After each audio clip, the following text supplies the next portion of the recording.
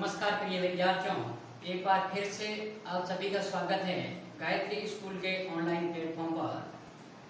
आज हम 12th class mathematics के चैप्टर नंबर 1 के लेक्चर नंबर 3 में इंट्रोडक्शन को आगे बढ़ाते हुए बात करेंगे टोटल नंबर ऑफ रिलेशन किसी भी सेट में कैसे होते हैं, कितने होते हैं और फंक्शन के बारे में। देखिए, अभी तक अपन ने मेन टॉपिक स्टार्ट नहीं किया है। अपना जो टॉपिक है वो है composite function and binary operation.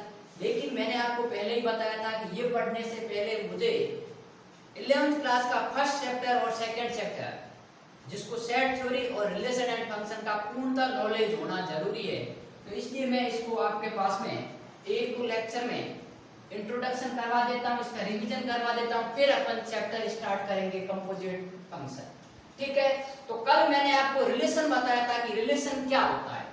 आज अपन बात करेंगे कि किसी भी रिलेशन में अपन टोटल नंबर ऑफ एलिमेंट्स किस प्रकार ज्ञात करते हैं, उसको लेकर बात करेंगे।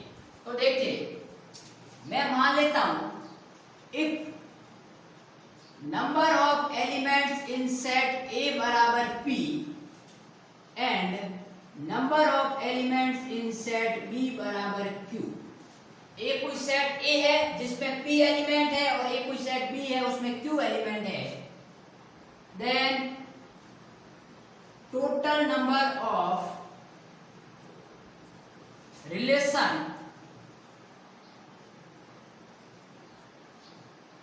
from set A to B, from set A to set B, तो क्या आएगा भाई? इसका मान आता है 2 की पावर PQ। अब देखिए, ये तो बुक में लिखा हुआ है, मेरा काम ये आपको बताना है कि ये कहां से आता है, ऐसा ही क्यों आया। ठीक है, अब देखिए, मैं रिलेशन की डेफिनेशन के ऊपर जाता हूं। रिलेशंस की डेफिनेशन क्या थी? सबसेट ऑफ कार्टेशियन प्रोडक्ट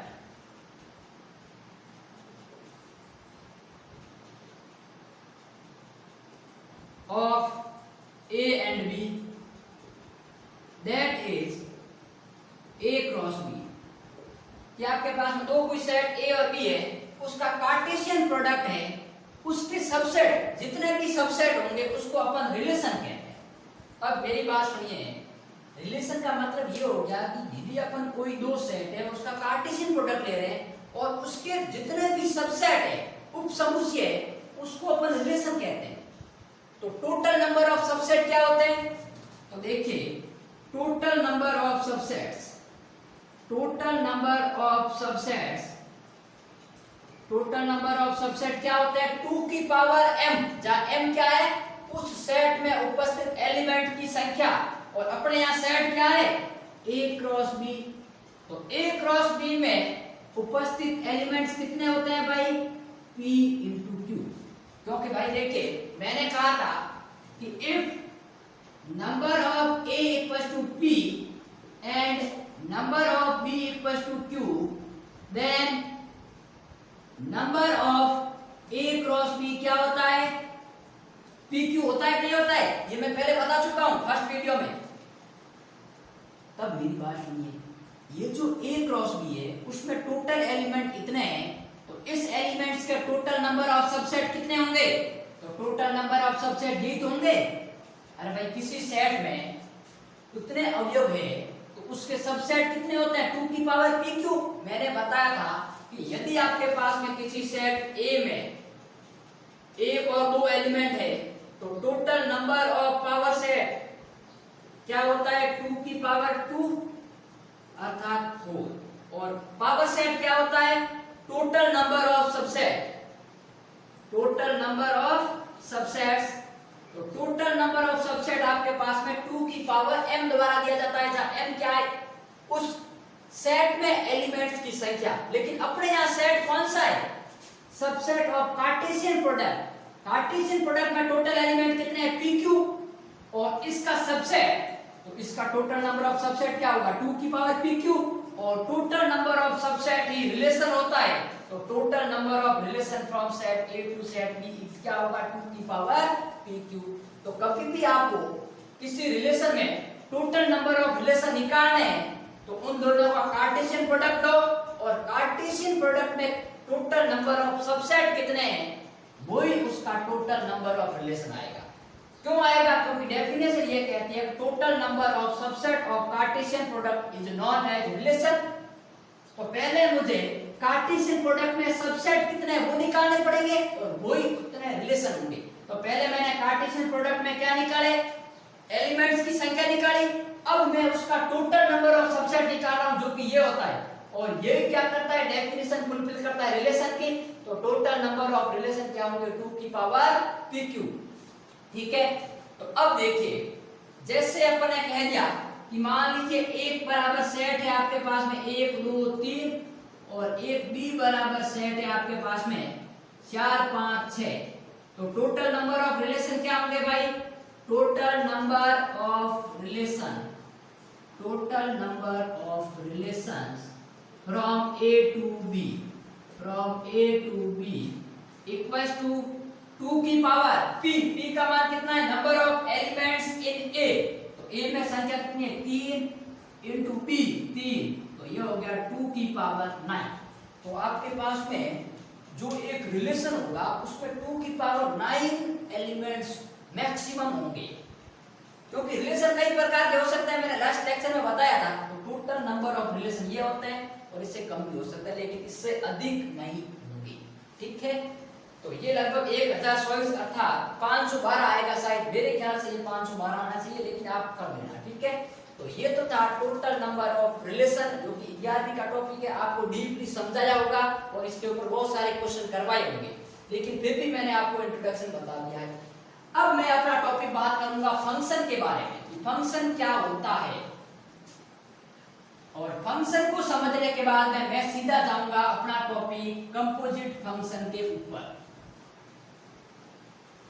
ये मैं बेसिक इसलिए बता रहा हूं ताकि जब अपने क्वेश्चन में ये चीज यूज होगी तो मुझे बार बार नहीं बताना पड़े कि ये आपने 11th क्लास में पढ़ा था, ये आपके पास में 12th क्लास में पढ़ा था।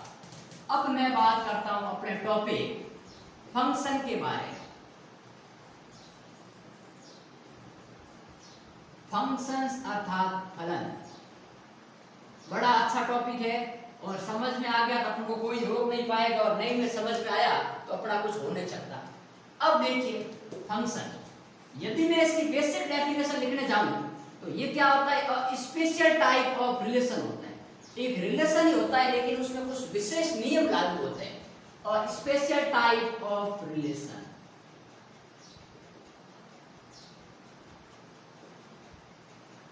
ठीक है, अब मैं इसकी डेफिनेशन लिखता हूं। देखिए डेफिनेशन के बेसिस पे अपन इसको टॉपिक को इतना स्ट्रॉन्ग करेंगे कि एक एक लड़के को समझ में आ जाएगा।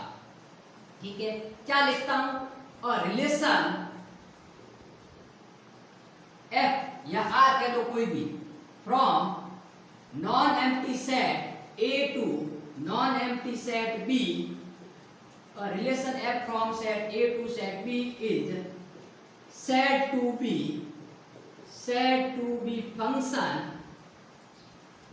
function if every elements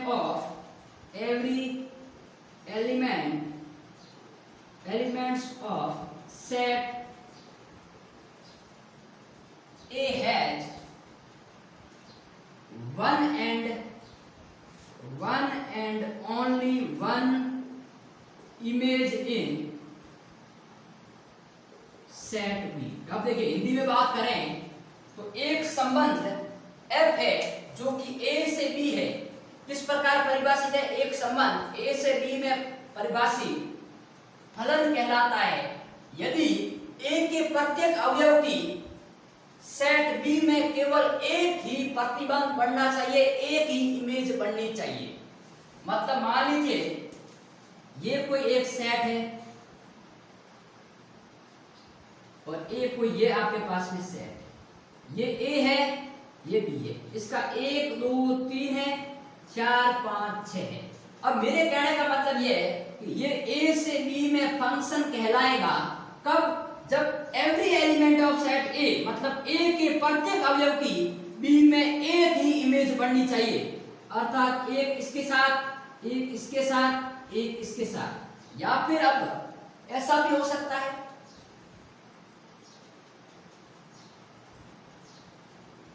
1 2 3 4 5 6, ठीक है, इसकी इसके साथ, इसकी इसके साथ, ठीक है, ये भी ए से बी।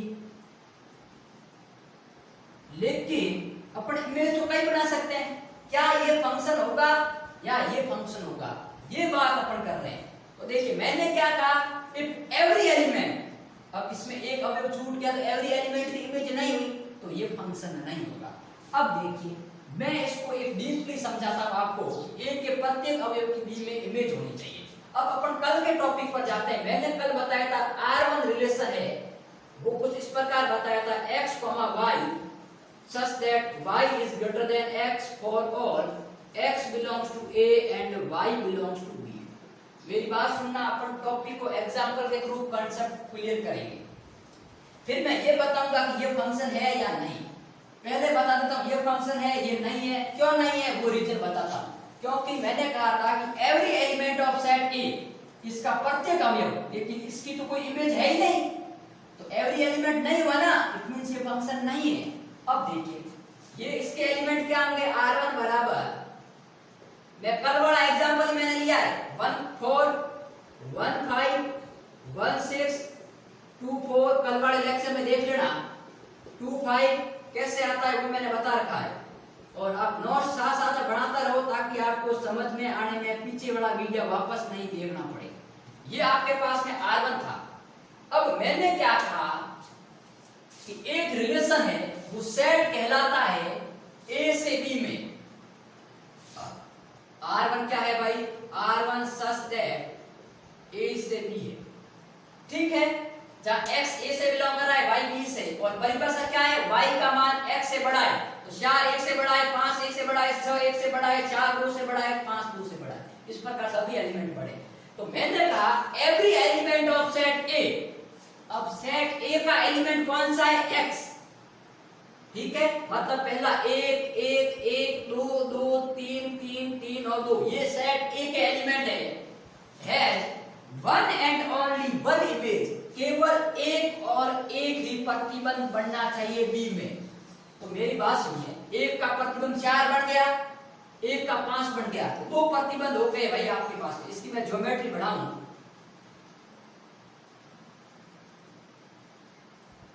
1 2 3 4 5 6, ये A है, ये B है, ये आपके पास में इस प्रकार परिभाषित है।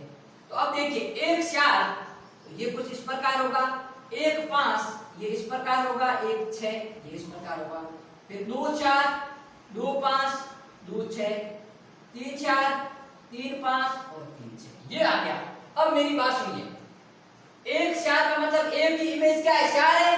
मैंने आपको बताया था कि यदि आपके पास 1 4 लिखा जाता है तो इसको बोलते हैं इमेज ऑफ 1। तो देखिए 4 भी एक ही इमेज है, 5 भी है, 6 भी है, मतलब एक के 3 इमेज हो गए। लेकिन अपनी डेफिनेशन क्या कहती है कि एवरी एलिमेंट्स ऑफ सेट ए, मतलब इस सेट के प्रत्येक अवयव की केवल एक ही इमेज होनी चाहिए, मतलब ये एलिमेंट है वो बी के केवल एक अवयव के साथ जुड़ा हुआ होना चाहिए। तो इसमें तो ए की 3 इमेज है, hence R1 is not a function. वैसे आपको 11th क्लास में सब बता रखा है, लेकिन फिर भी मैं थोड़ा रिवाइज करवा देता हूं, ठीक है, आपको सब आता होगा। अब देखिए R1 अपना फंक्शन नहीं है, क्यों नहीं है वो अपन ने रीजन देखा। अब देखिए मैं दूसरी बात करता हूं, R2 बराबर R2 सच दैट A से B, ठीक है, एंड R2 बराबर small x y such that y equals to x plus 3, sorry, जहां पर x बिलोंग्स टू A है एंड y बिलोंग्स टू आपके पास में क्या है, B है। तो अब इसके एलिमेंट क्या होंगे भाई, R2 बराबर y का मान x प्लस 3, तो जब मैं x का मान 1 लेता हूं, क्योंकि अब देखिए मैं सेट लिख लेता हूं यहाँ सेट आपके पास में क्या है, एक सेट है A जिसके एलिमेंट है 1 2 3 और बी सेट है उसके एलिमेंट है 4, 5 और 6। मैं एक ही एग्जांपल पे सब टॉपिक बता दूंगा आपको। तो x का मान क्या क्या हो सकता है, x बिलोंग्स टू a, मतलब 1 हो सकता है, 2 हो सकता है, 3 हो सकता है। तो y बराबर x प्लस 3, तो 1 प्लस 3 कितना होगा 4, 2 प्लस 3 5 और 3 प्लस 3 6। ये आपके पास में आ गया। अब मैं इसका डायग्राम बनाता हूं, तो देखिए डायग्राम ऐसा बनेगा। A है, B है, ये इससे परिभाषित है। तो 1 2 3, ये देखिए आपके पास में R1 है, ये R2 है, 4 5 6। अब 1 की इमेज 4, 2 की इमेज 5 और 3 की इमेज 6। अब मेरी बात सुनिए, every element of set A 1 2 3 has one and only one image in B। तो 1 की केवल एक ही इमेज बन रही है 4, 2 का केवल 5 और 3 का 6। मतलब अपना कंसेप्ट है वो लागू हो गया। तो अपन कह सकते हैं hence R2 is a function. अपने क्या कह दिया कि जो R2 है वो आपके पास में फंक्शन है, ठीक है, जो कि इसी प्रकार का है नहीं है, इसलिए मैंने ये कहा था कि ये फंक्शन है, ठीक है। अब मेरी बात सुनिए, मैंने 2 रिलेशन और बताए थे, मैं वही एग्जांपल वापस ले रहा हूं। अब देखिए मेरी बात सुनिए, मैं तीसरा एग्जांपल क्या लेता हूं, R3 बराबर small x, y such that y बराबर x plus 4 for all small x belongs to A and y belongs to B। ठीक बात। तो अब मेरी बात सुनिए, R3 का मान क्या आएगा, x, y। x किससे बिलोंग कर रहा है, A से बिलोंग कर रहा है। वापस मैंने मिटा दिया, यहां लिख लेता हूं, देखिए कहां लिखूं, यहां लिख लेता हूं, ठीक है। A बराबर 1 2 3 और B बराबर आपके पास आ रहा है 4 5 और 6। तो x, y जहां x का मान 4 ऐड हो रहा है, तो x का मान पहले मैं 1 लेता हूं, तो 1 प्लस 4 5, 2 का 6 और 3 का 7। लेकिन मैंने बताया था कि 7 है, y बिलोंग्स टू b, लेकिन 7 b में बिलोंग नहीं कर रहा है, इट मींस ये एलिमेंट नहीं आएगा, पहले ही बता चुका हूं। तो यहां से मैं इसको साफ कर देता हूं, ठीक है। ये मैं पहले आपको रिलेशन में बता चुका हूं कल के लेक्चर में। अब मेरी बात सुनिए, इसका अपन डायग्राम बनाएं।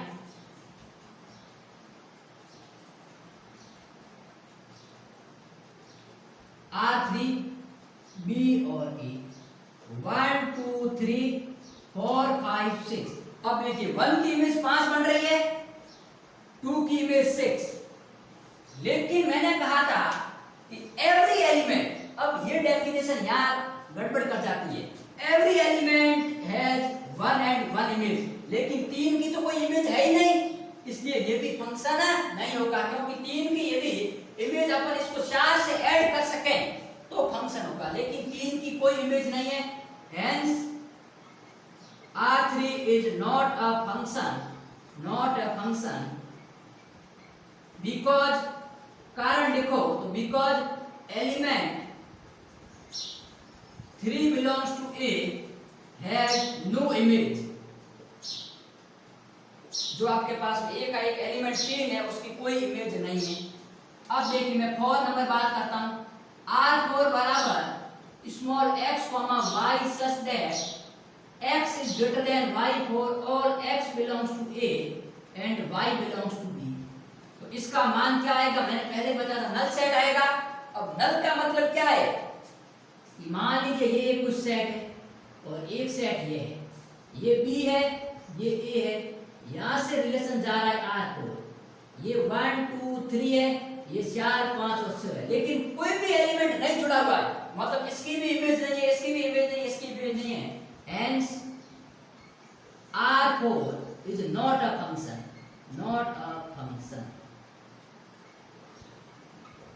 ठीक है। अब यहां पर देखिए मैंने एक डेफिनेशन तो आपको पहले बता दी, अब मैं इन एग्जांपल के सारे एक डेफिनेशन आपको और बताऊंगा, कि जो कि मुझे इस एग्जांपल से याद आ रही है या समझ में आ रही है, वो डेफिनेशन क्या है। देखिए अपन ऐसा कह सकते हैं कि एक रिलेशन R है, वो A से B में फंक्शन कहलाता है यदि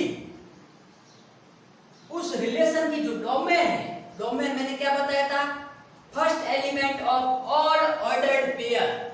तो सभी ऑर्डर्ड पेयर के फर्स्ट एलिमेंट है वो उसके क्या हो जाए, सेट ए के बराबर हो जाए।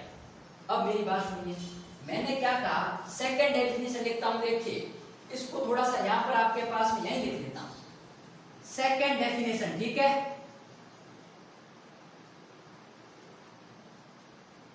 सेकंड डेफिनेशन क्या लिख रहा हूं, एक relation R such that A से B is said to be function if, पहला कंडीशन क्या है कि जो डोमेन है वो आपके पास में सेट ए के बराबर हो जाए। ए का मतलब क्या, डोमेन क्या होता है, किसी भी रिलेशन के अंतर्गत set of first element of all ordered pair, मतलब आपके पास में ये डोमेन है और ये डोमेन यदि सेट ए के बराबर हो जाए। ए के बराबर होने का मतलब क्या है, कोई भी दो सेट बराबर कब होते हैं, जब उसके अंतर्गत नंबर ऑफ एलिमेंट्स और अवयव बराबर हो, ठीक है। तो इसका डोमेन यदि आपके पास में उसी सेट के बराबर आ जाए जो कि पहला सेट है, तो आपके पास में क्या होगा, फंक्शन होगा, एक प्रॉपर्टी। अब देखिए इसमें डोमेन क्या है आपके पास में, इसका डोमेन आपके पास में देखिए, मैं इसकी यहां बात करता हूं, डोमेन बराबर 1 2 3 है, वो सेट ए के बराबर है, लेकिन फिर भी फंक्शन नहीं है। मैं इसकी दूसरी कंडीशन बताऊंगा अभी। और इसका डोमेन क्या है, देखिए मैं इसकी फर्स्ट कंडीशन बता रहा हूं। इसकी फर्स्ट कंडीशन डोमेन क्या है भाई, इसका भी डोमेन आपके पास में 1 2 3 है, जो कि आपके पास में ए के बराबर है। इसका डोमेन क्या है 1 2, तो इसका डोमेन इसके बराबर नहीं है, domain is not equal to set A, क्योंकि डोमेन इसका 1 और 2 है और सेट ए क्या है 1 2 3 है, तो ये तो यहां पर ही फेल हो गया भाई, इसलिए तो फंक्शन होना ही नहीं है। और इसमें भी ध्यान दें तो यहां पर देखिए आपके पास में इसका जो डोमेन है वो आपके पास में क्या आ रहा है, null set which is not equal to A, और इसका डोमेन आपके पास में क्या आ रहा है 1 2, और जो कि आपके पास में ए के बराबर नहीं है। अब दूसरी कंडीशन क्या है, दूसरी कंडीशन यह है, no two distinct order pair, no two distinct order pairs has no same element, has no same, two distinct ordered pair has no first element same, first same element। मेरे कहने का मतलब क्या है कि ऐसा कोई भी दो अलग अलग क्रमिक युग्म नहीं होने चाहिए जिसका जो फर्स्ट एलिमेंट है वो समान हो जाए। अब फर्स्ट एलिमेंट समान मतलब ऐसा कुछ नहीं होना चाहिए, जैसे मैंने लिया 1 4 और 1 5। अब ये ऑर्डर पेयर तो अलग अलग है, क्यों अलग अलग है, क्योंकि यहाँ 4 और यहाँ 5, लेकिन इन दोनों का फर्स्ट एलिमेंट सेम आ रहा है, तो ऐसा नहीं होना चाहिए। यदि ऐसा है तो वो फंक्शन नहीं होगा। तो अब मेरी बात सुनिए, अब यहाँ पर देखिए 1 4 है 1 5 है, मतलब दो डिस्टिंक्ट ऑर्डर पेयर हो गए 3, जिसका फर्स्ट एलिमेंट क्या है सेम है। तो आपके पास में यहाँ जो सेकंड कंडीशन है वो लागू नहीं हो रही है, इट मींस ये फंक्शन नहीं है, ठीक बात। अब यहां पर बात करें तो देखिए यहां पर एक डी के एलिमेंट 1 4 2 5 और 3 6, तो सेकंड कंडीशन लागू हो रही है, सेकंड कंडीशन लागू हो रही है, इसलिए ये फंक्शन है।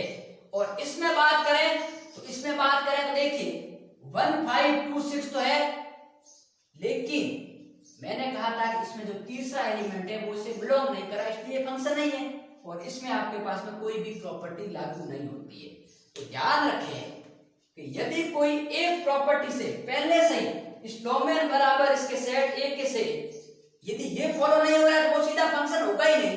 और यदि किसी केस में ये लागू हो जाए, जैसे इसमें लागू हुआ कि जो डोमेन है वो ए सेट के बराबर है, तो ये यदि कंडीशन लागू हो जाती है तो उसके बाद आपको क्या देखना है कि ऐसा कोई भी टू डिस्टिंक्ट पेयर नहीं होना चाहिए जिसका फर्स्ट एलिमेंट सेम हो। क्योंकि देखिए उसमें तो चलो दोनों कंडीशन लागू नहीं हो रही है, लेकिन इसमें तो डोमेन बराबर ए आ रहा है और इसमें भी डोमेन बराबर ए आ रहा है, लेकिन ये फंक्शन नहीं है, ये फंक्शन है। क्यों है? क्योंकि इसमें ऐसे कोई भी दो डिस्टिंक्ट ऑर्डर पेयर नहीं है जिसका फर्स्ट एलिमेंट सेम हो, लेकिन इसमें ऐसा है, इस कारण ये फंक्शन नहीं है। तो आप फंक्शन की डेफिनेशन शायद ये लिखो या फिर इन एग्जांपल की सहायता से ये डेफिनेशन भी आप अप्लाई कर सकते हो। ठीक है, तो ये था अपना फंक्शन। लेकिन एक टॉपिक अपना मैंने जो रिलेशन था उसके तो डोमेन और कोडोमेन बता दिए थे, लेकिन फंक्शन के अपन डोमेन और कोडोमेन कैसे बताएंगे भाई, क्योंकि इसमें तो बहुत सारी दिक्कत आ रही है। तो फंक्शन की डोमेन और कोडोमेन कैसे निकालते हैं वो मैं नेक्स्ट लेक्चर में आपको कंपोजिट फंक्शन का इंट्रोडक्शन भी बताऊंगा, और एक फंक्शन का मैं डोमेन और कोडोमेन और रेंज किस प्रकार फाइंड करते हैं उसको भी लेकर अपन डिस्कस करेंगे।